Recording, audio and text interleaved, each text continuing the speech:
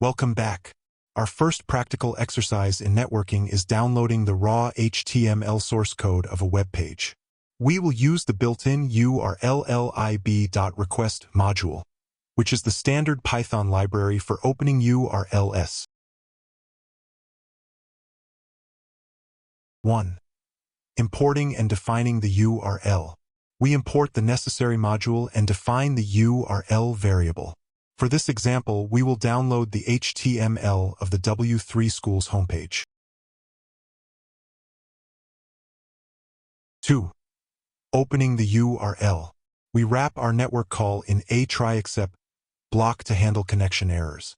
We call URL-lib request URL opened parenthesis, which performs the HTTP request and returns a response object.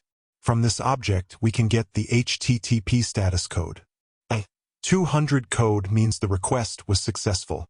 If so, we call response.read parenthesis, which downloads the entire content as raw bytes. 3. Decoding the bytes.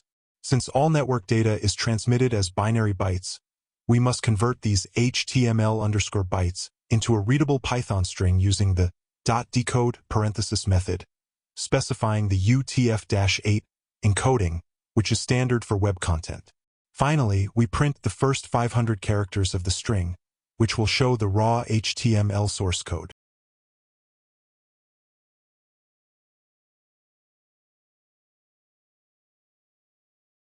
To summarize, we successfully fetched text data from the internet.